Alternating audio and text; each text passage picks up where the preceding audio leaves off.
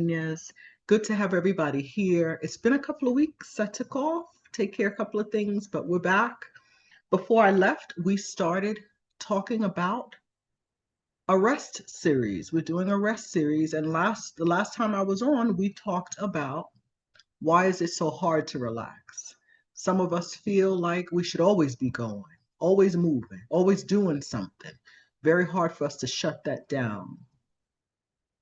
And we learned why. And this week we're going to talk about 7 types of rest. Now, you may have started resting. In fact, I have to double back on that. I did a poll in my chat. If you're not part of our WhatsApp group, there'll be a link in the chat and also in the show notes afterwards. Please join us. Sometimes I do different polls, and the poll was, what would you like to do for yourself this week? There were all kind of choices. The winner was declutter or organize a small space. The next one was plan a fun, relaxing activity. The other one was move your body, walk, or stretch. And then there were other things, but those were the 3 top winners. I have to double back and get in the chat and we chat about it a little bit. What did you end up doing? Did you follow through? Alejandro just put the link to the WhatsApp group. I just let you know what the upcoming episodes are, what we're thinking about. But sometimes I ask your opinion, so please join if you haven't joined. So tonight we're going to talk about 7 different types of rest because maybe you've started napping or you've slowed down a little bit and you're trying to rest in these last few weeks, but you're like, but Karen, I'm still exhausted. I'm still tired. So today we're talking about the rest you didn't know you needed. Why sleeping more isn't always the answer. There are different types of rest, very interesting, and we're going to get into it. Okay, so make yourself comfortable. If you're not subscribed, please subscribe. And then after about a minute, you can get in there and say hi. Get in the chat, say hi to us. If you don't say hi, I don't know that you're here. And I love to know that you're here. All right. So have you ever slept 8 hours, woke up, and you still felt tired? Or maybe you've gone away on a vacation, a weekend getaway, or you say, you know what, I'm going to take a staycation. I'm staying home. I'm going to do absolutely nothing. I'm canceling all my plans. I'm going to stay in my pajamas all day. Those are good days. Then by Sunday, though, Sunday rolls around and you almost feel just as drained as you did on Friday. You're like, but I've been resting. And one reason for that is we've been taught that the only solution to rest is sleep. But that's not always the case. So, what if exhaustion has many different languages? What if our body is not asking for more hours in the bed, but a different type of rest, a different kind of nourishment? That's what we're going to explore today. The 7 types of rest. And if you could take notes, it will be good because by the end of the episode, I hope you'll discover that the part of you that's crying out for more, that's crying out for rest, it may not be your body at all. It may not be physical. It could be your mind, it could be your heart. Perhaps it's your creativity, maybe even your soul crying out for something more. So let's get started. Meanwhile, my name is Karen Marinez. I'm an emotional wellness coach. I love being here because I get to communicate and have a nice interchange with the community. I talk to the exhausted woman. So how appropriate that we have this series on rest, because most of us are walking around functioning, some of us very highly, performing, getting it all done, but we are exhausted in every sense of the word. How do we help that? How do we get better? Well, that's why I wanted to do this rest series. Think of yourself as a house. One room is messy. Do you renovate the entire house? No, you focus on that room. Tidy it up, declutter it. A lot of people said they were going to declutter some things. Our lives are similar.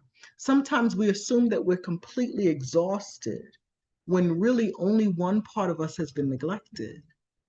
So let's walk through like a figurative room in our houses.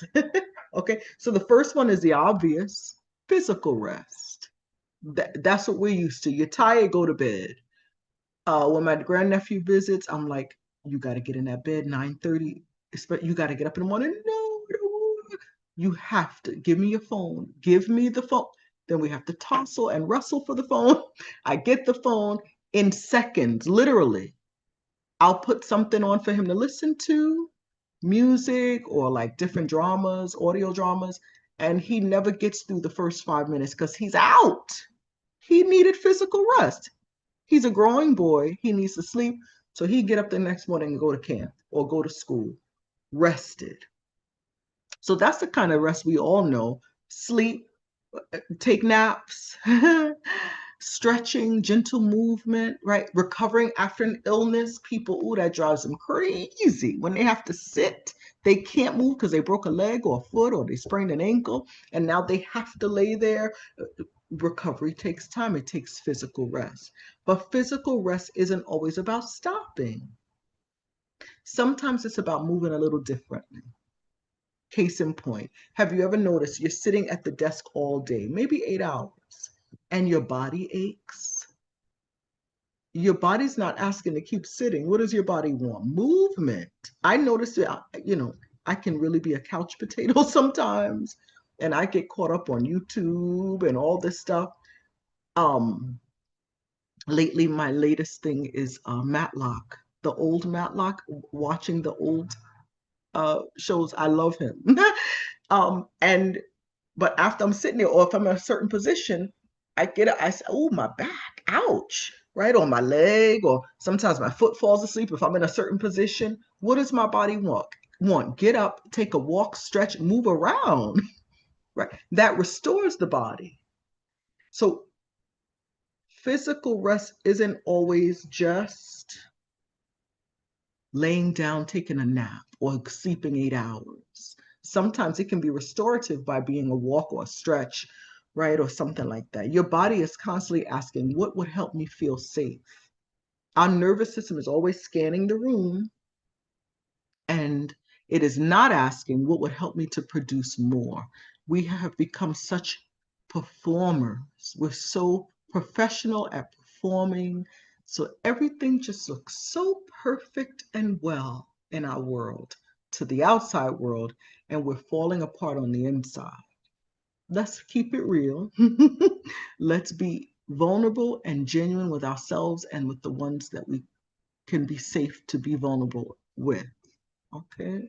We can't be like, we cannot not pretend with everybody. Some people, you have to keep them at bay. But we don't have to pretend, but we just keep them at bay. We've always talked about that. So imagine carrying a backpack filled with bricks and you wear it every day.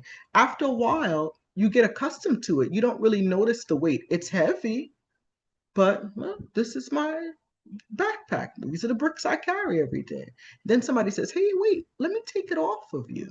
What do you immediately realize? Oh, that was way too heavy. I was carrying way too much. Not I'm weak. No, that was a heavy load.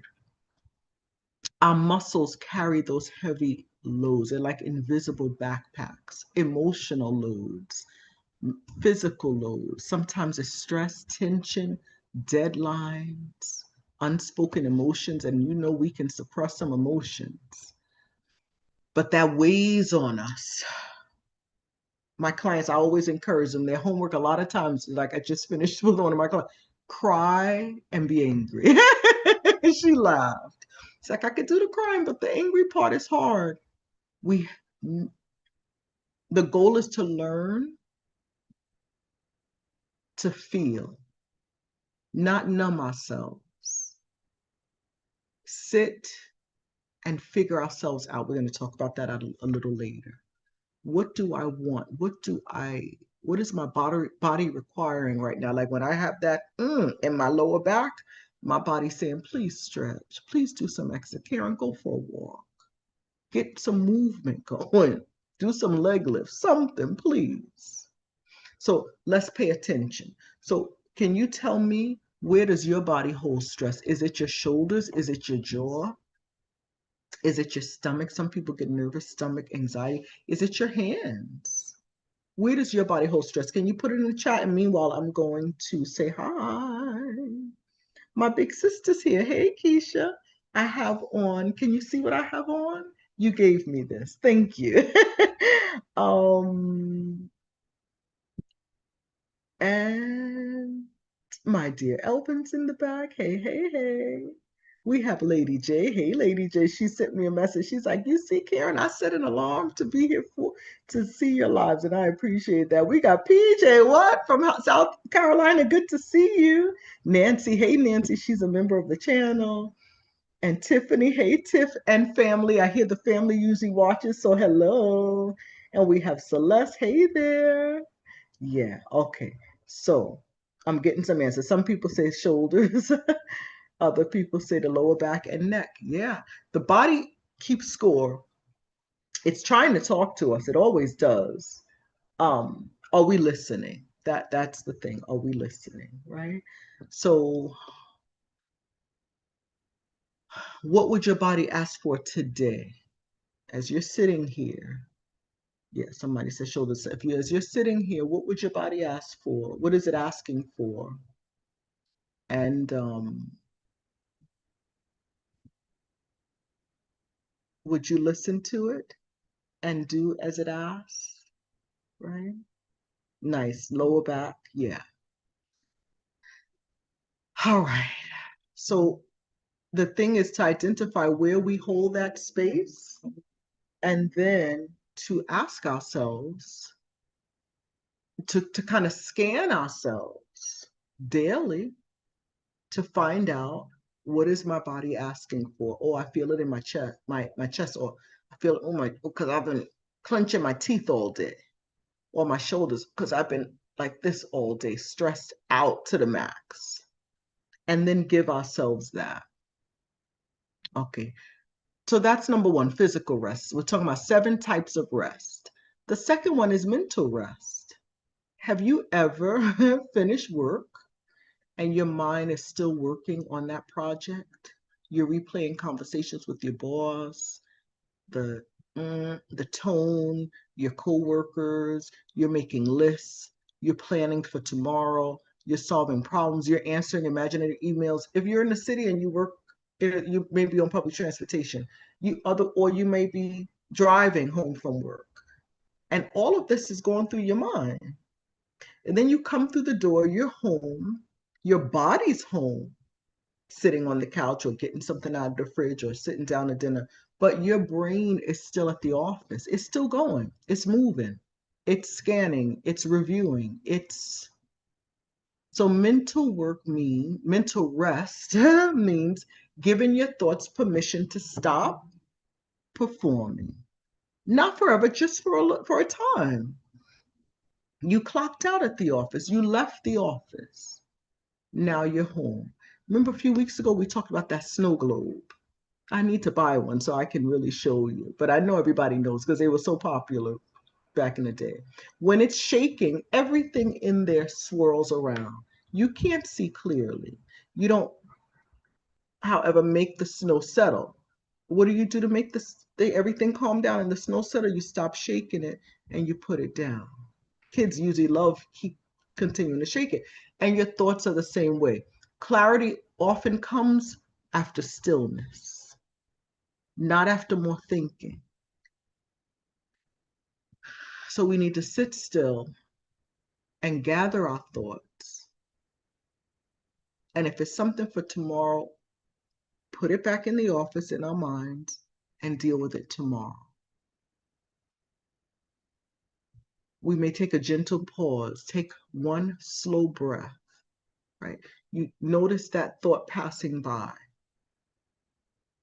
We can do it right now. What thought is passing by in your mind right now? You may be thinking about the last question I asked, or you may be thinking about something you have to do later.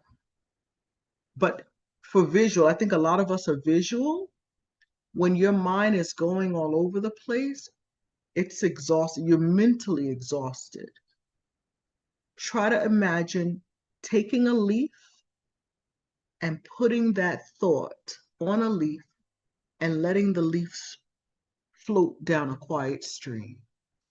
Can you visualize that? You're not chasing it, you're not fixing it, you're just watching it as it goes. That's what we need to do. And I'll deal with it when I get to that leaf tomorrow. Or sometimes there are thoughts and things that we worry about that have no solution.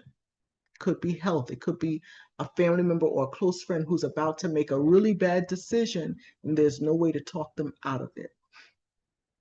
Or there's a situation at work that we have no control over. There's so many things we don't have control over, but if we sit there and keep going over and over and over in our mind to no avail, that drains us mentally. And it doesn't help. We don't want to be drained. So we can sleep for 8, 10, 16 hours. We'll always be exhausted because it's a mental exhaustion. That physical rest is not going to help. You see the difference? So we're talking about different types of rest that are needed to refresh us. And we have to be in tune to ourselves to know which type of rest we need. Lady J, thanks to Coach Karen for explaining the meaning of mental rest. Yes. I'm sure we have all felt mental exhaustion at one point or another in our lives. Okay, number 3, emotional rest. Emotional rest is permission, are you listening? To stop pretending. It's the relief of saying, I'm not okay. I know I look okay, but I'm not. Or I am so overwhelmed. Or I don't have all the answers. It's okay to say those things. We're not superhuman. If anyone is expecting that of us, that's on them. We don't have to get out in the world and do the most. Someone taught us that, and then we put it on ourselves.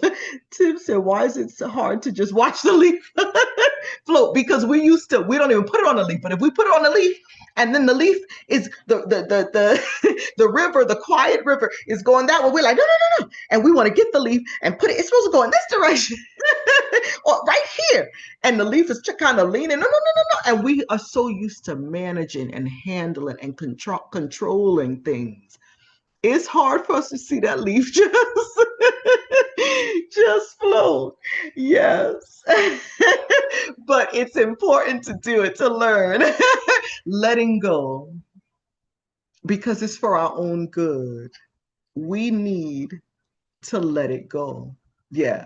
That was a good one because it's for real. Thank you for admitting it. Probably most other people are like, how am I supposed to do that?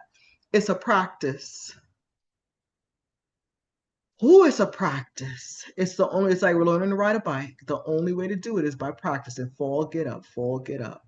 Training wheels, take the training wheels off after a while. All right, come on, right? It takes practice. But it also helps to know that we can't do it all. And again, those that expect us to do it all probably expect it because we've always delivered. Let's pull back. Let's back it up. It's okay. It's safe to back it up. It's healthy for me. It's healthy for you to back up away from the situation, step away from the car, right? And it will help us because we realize we can't solve it all. We have no control over we do not have control over most things except ourselves, especially people,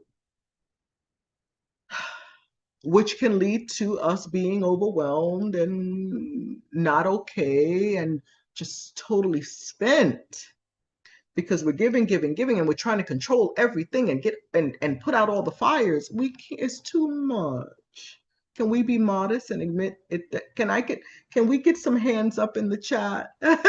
Either you could find the emoji or put a thumbs up or me, that we realize, at least we can recognize that it's too much, that what I've been trying to do, and maybe we were very successful at it, but we're getting older and we have less tolerance. Our bodies, we don't have the same amount of energy. It is becoming, yeah. There you go. There you go. The thumbs up. And again, can I get an amen? Okay. It's too much. So why don't we just quit while we're ahead? But at least we recognize it. And do you also recognize that when you were all that in the past, especially when it came to people, it didn't change too much. People still did what they wanted to do. They still made bad decisions. You lectured and talked and gave advice and coached them to no avail. People do what they want to do. We have no control. Like we had flooding here in New York on Saturday. I mean, it poured and it thundered and lightened. It was like wow. And our area didn't flood, but some areas nearby here flooded, and people like were stranded on the highways and stuff. The firemen had to come in. It will be like us trying to say, "Don't rain, stop, rain, stop." Well, powerless. We have to admit that we're powerless. Trish said, "You're getting old and hard." It's hard. We can't. We couldn't then, but our super mightiness and energy levels and those bright eyes, thinking we could save the world, the illusion. But years later, don't we realize we don't have control over these people? It's nothing we can do except watch them, be kind, loving, and do the best we can in our own lives. So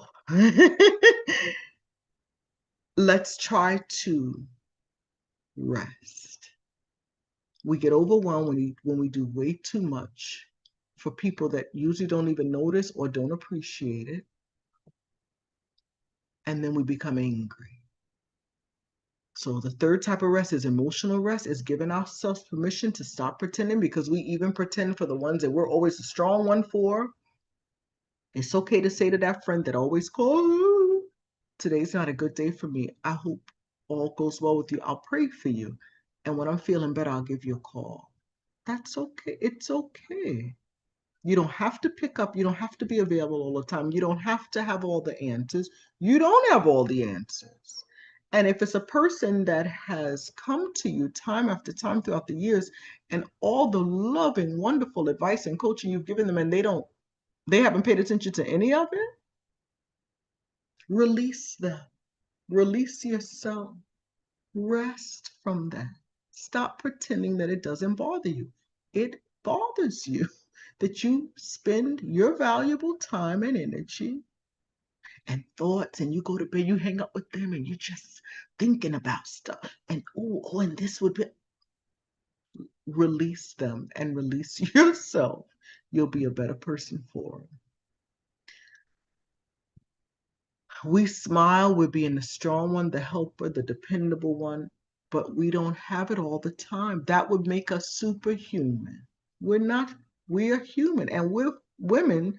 Most of us are of a particular age. We're going through perimenopause, menopause.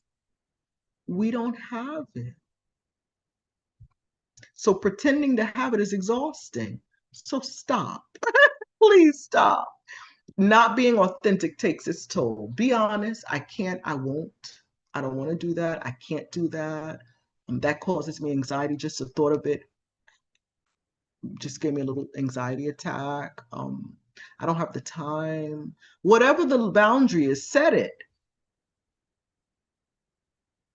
and save yourself. Save yourself and be authentic. Because not being authentic and pretending is hard. It's really hard. Picture a volleyball. I was at the beach yesterday, and I was with my group, and then I saw some friends, and they came with their volleyball net, and they were going to play volleyball. Imagine a volleyball in a pool. The natural thing for the volleyball to do is what? Stay afloat. It just floats on top of the water. But for you to push, if you want it to stay under the water, what do you have to do? You have to apply the pressure constantly. And the moment you stop, whoop, there it goes again. Our emotions are just like that. When we try to not feel, we try to push down, suppress, pretend, put on a smile, even though I'm dying inside. My heart is broken. I'm sad. I'm angry. I'm lonely. Whatever the thing, takes too much energy trying to keep that ball down. Let it come up. It's okay. Everybody has emotions. And if you haven't seen the series I did before this, that would have been in the month of June. It was, we examined the purpose of anger, um, sadness, all those unpleasant emotions, envy and jealousy. We examined the purpose of them so that we're not so afraid of them. They're simply messengers. We don't try to, when we get an Amazon package, we don't go out and like tell the guy, thank you. We're happy to, unless we're trying to hide it from our husbands or something, right? Again, stop pretending. If you bought it, you bought it. But it takes too much energy. It's way too much energy trying to suppress or pretend. Just be you. And listen, for a lot of us, it's hard to be vulnerable because we're anticipating that these people would just make us feel bad. But they can't make me feel bad if I don't feel bad about myself. So even if I tell my mom, who she taught me how to suppress. She is the number one suppressor, right? And she doesn't feel, and she's like, fuck up, we got to go on. Okay. Mom calls me, and I just was having a crying fest because a friend of mine died, or I just found out that a friend of mine has cancer, or whatever the thing, or I lost my job, or whatever. I'm heartbroken. I'm going through a divorce. Whatever the thing, the disappointment, that even if we know she can't feel, because she's not getting the education that you're getting in emotional wellness, so she won't allow it. She does not go there. It's okay. That's her.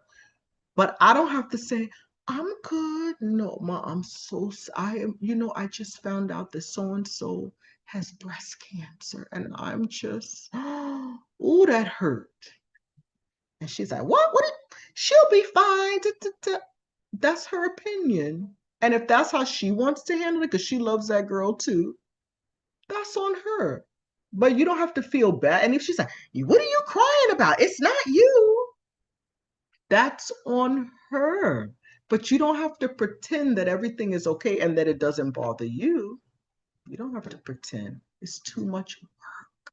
It takes way too much energy to pretend. What? Let it bubble up. Stop trying to push that ball. Just let the ball flow. So I'd like for you to think, who and where in your life do you feel the safest to be completely honest? Is it at work? Is it in your marriage? Is it at home with your family? Is it with a cousin, a bestie? And who or where do you feel you need to wear a mask? Do you have to wear a mask? That's just for your own reflection, because it's good to know. And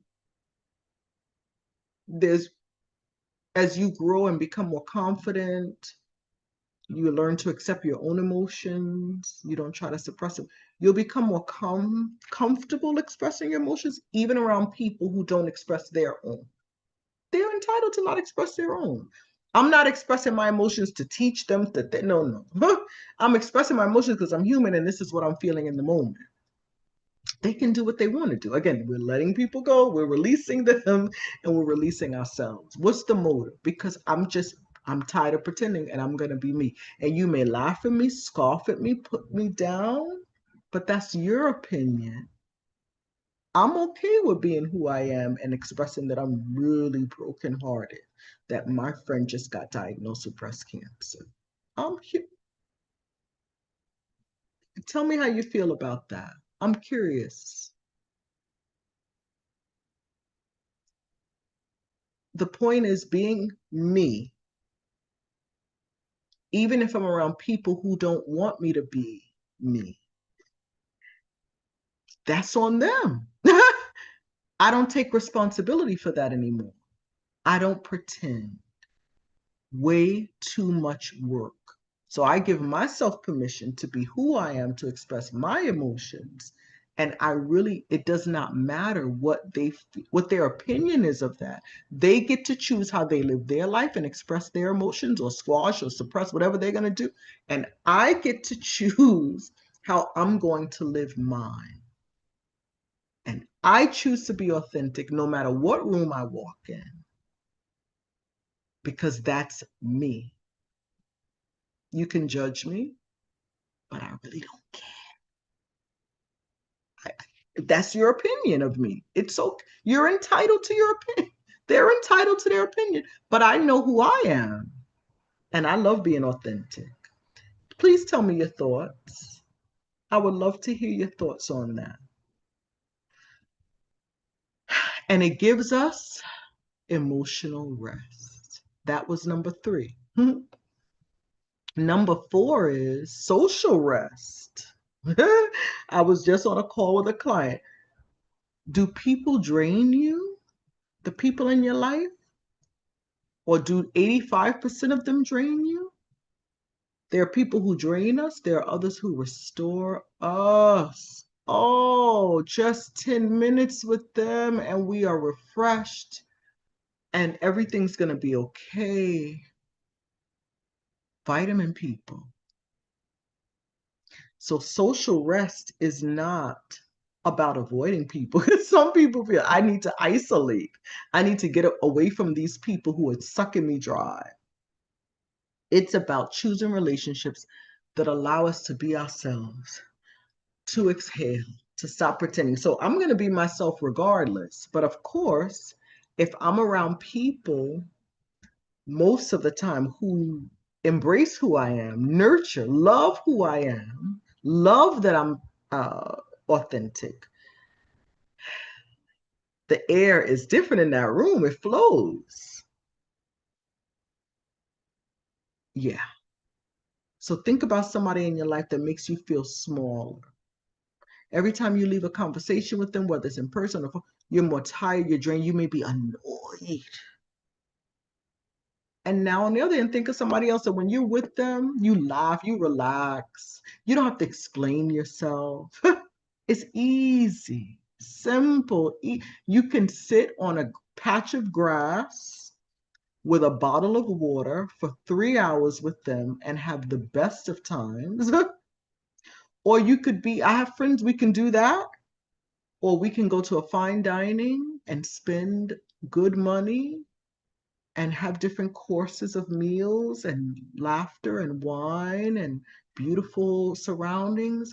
Both are the same because it's with the right person. Then there are people that you could be with and 5 minutes and you are done. Oh my goodness, they just suck the life out of you. We don't want that. We want social rest and interchange with people that make us feel good, and it lasts.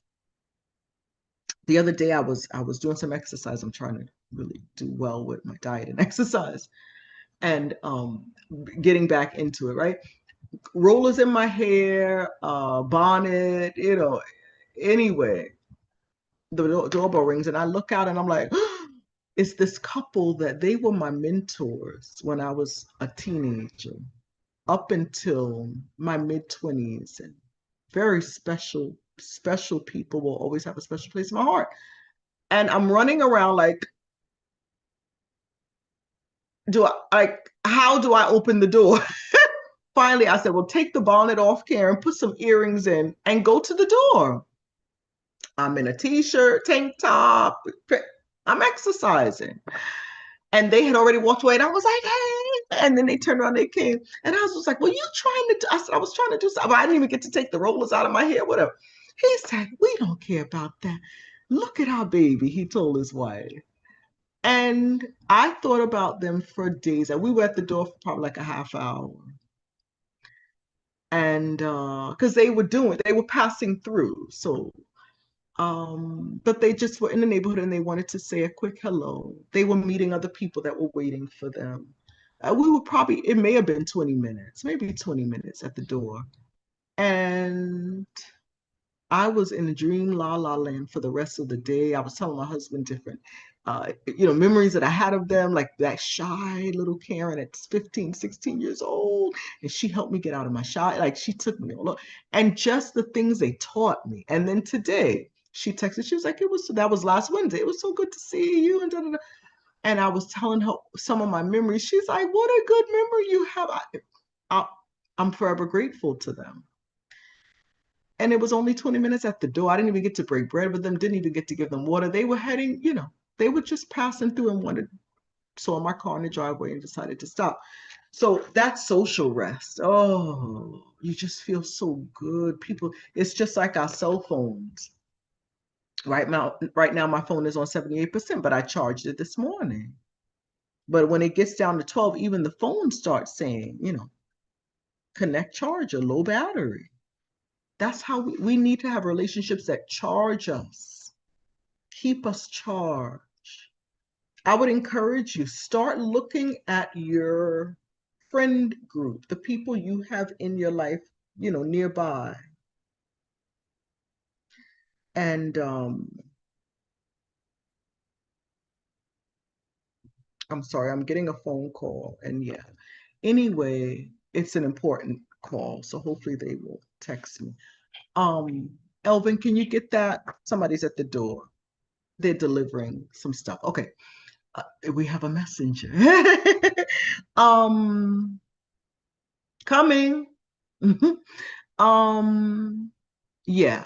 Look at your contact list in your phone. Look at your friend group, the people you have around, and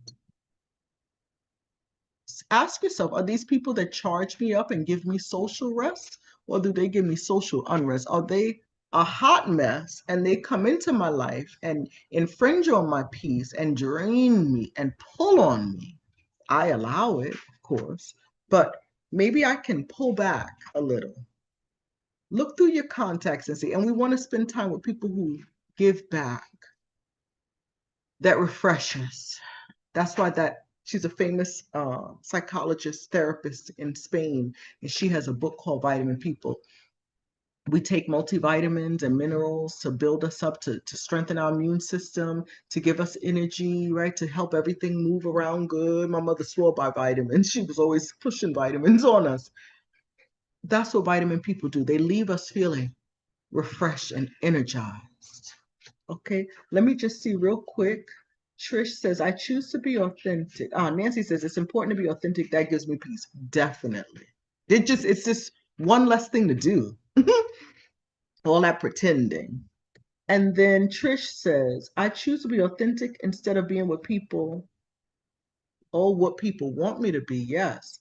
Most times people don't like it, and somehow they let me know they're entitled. They're not going to like it because they want you to be who they want you to be. There are a lot of selfish people, right? But I've learned not to care what they think. Very good. And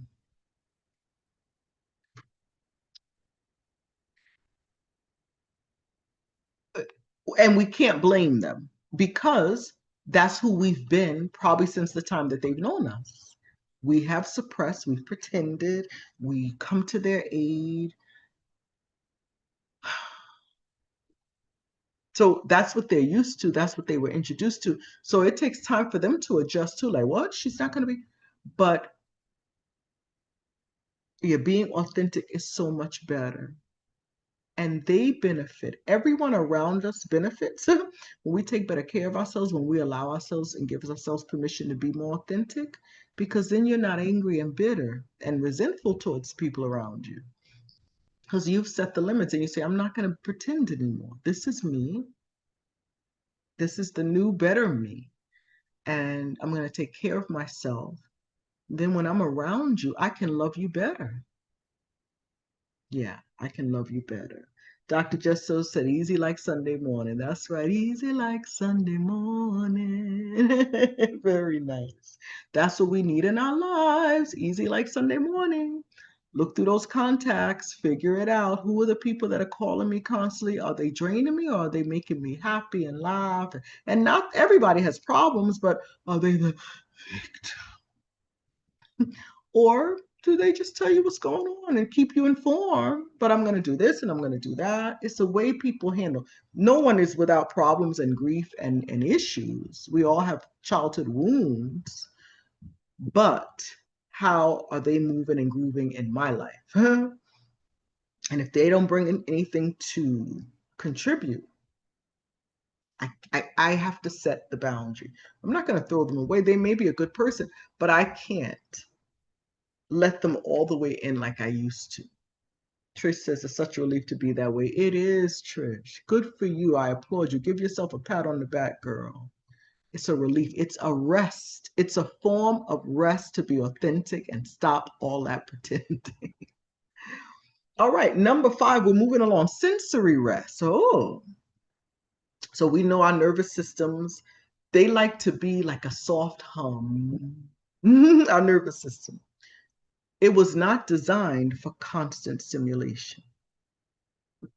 The phone, beep, beep, bop, boop, bed, the notifications, traffic, screens, even walking in the street, there are screens. Now in New York, even in the trains, there are screens. Like screens are everywhere. Bright lights, background noise, to the point that even silence can become uncomfortable.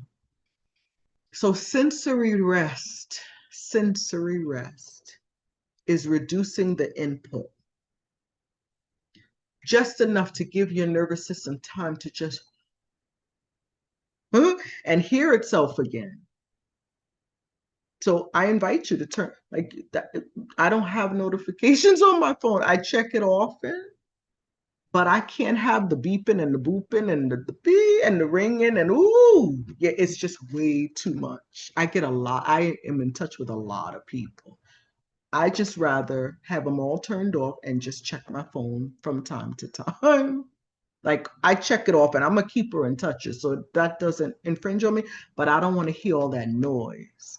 Even at night at a certain time, my phone will it'll unmute and it'll go and if I'm sending a text and I hear that, I'm like, oh no, we got to shut this down. Coach Karen can't take a lot of noise. Can't take a lot of noise. So yeah, that's a way to have our sensory input resting a little lower. We could sit outside for 5 minutes, especially now that it's summertime, taking some sun. We could drive without music. That's something I want to work on. Elvin will be driving. I'm like, I'm the DJ. So what you want to hear next? You want salsa? You want merengue? And he's like, can we just have silence? And I'm like, you're right. When I'm by myself driving, I always have something on. We could eat a meal without our phone. So that I want to work with, driving without music, having more silence, just let my thoughts flow. And when you start to quiet down, you'll notice how loud life has become. But we can only realize that once we are in the quiet again. So it's a sensory overload and we want to rest that because it makes our nervous system jump around and very uncomfortable. And it's searching for safety. And the nervous system feels safe and peace when there's silence and quiet and comfort. All right. Number 6, creative rest. This surprises a lot of people because you're like, oh, I don't draw. No, me neither. It doesn't have to do about making art. It's about receiving beauty. Let me explain. Stopping to smell the roses. If anybody knows me, I am a nature lover. So I'll be with a friend and I can spot a huge, gorgeous hibiscus plant way across the street down the road because I'm like, oh, and I got to get close to it and I want to touch it and I want to take a picture of it. I love nature. That's where creativity flows. We're inspired by it. Listen to the birds, standing beside the ocean, in the ocean, on the ocean. I went last night with a group of friends. It was the waves, listening to the waves, watching the seagulls, listening to the birds, looking at flowers, reading poetry. Even if we don't have the talent of writing poetry, but we could read poetry. Watch the sunlight move across the floor. Have you ever done that? And somebody say, girl, I'm too busy for that. bring it down, make some unbusy time to let your mind rest, to have a creative rest. Receive and notice beauty. Watch the clouds. My brother and sister, I'm the baby. When we were younger, of course, this was all we had was the radio in the car. There were no cell phones and all that. And my dad used to have on 10 Winds. We didn't want to listen to the news, right? He always had 10 Winds on. And which is a AM radio station with the news. And my siblings would say, oh, they would look at the clouds and say, oh, that looks like an elephant, or that's, and I was little, but I'm like, I could never see what they saw. And they would be like, yeah, right. And I just never got it. But anyway, I love looking at the cloud formation. What about watching a sunset? Ooh, it inspires us. So we don't always have to create something. Sometimes we can just receive it. And that's inspirational in itself. That is inspirational in itself. And it creates rest. The sound of the waves coming and going. When I go to the beach in the evening to see the sunset, I spend a few hours, I come home, that is the best sleep ever, because it just, and for me personally, watching the waves, hearing the water, my brain shuts down. There's very few things. Reading helps me. Like if I'm involved in a good book, that shuts my brain down from thinking about stuff. I'm always stimulated and thinking about stuff. That and the ocean shuts my brain all the way off. I'm not worrying, I'm not thinking, I'm just totally in the moment. We need that. What is it for you? What creates creative rest for you? That's for you to figure out. And it refreshes and it helps us. Oh, yes. Hey, Cindy, my girl. I love grounding feet in the grass. Me too. Oh, man, is that good. In fact, when I'm around a patch of grass, I have to take the shoes or sneakers off. I have to walk in the grass. And don't let, usually, even in the hot summer, it's cool, right? To the touch. And it's like, oh, creative rest. It's important. We need that because we're constantly being stimulated. And we are constantly doing and giving. We gotta fill back up our cup. We have to charge the battery. We have to. All right. Our last and final one, number 7, is spiritual rest. We're not talking about religion, but we all have a spiritual side. We're happy, the Bible says, if we're aware of our spiritual need. This kind of rest asks deeper questions. We may be a spiritual person, but still not be able to answer the question, who am I?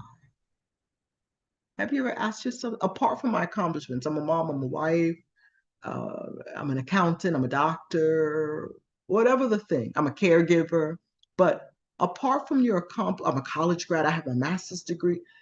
Apart from that, who are you? What are your values? Where do you belong? What gives your life meaning?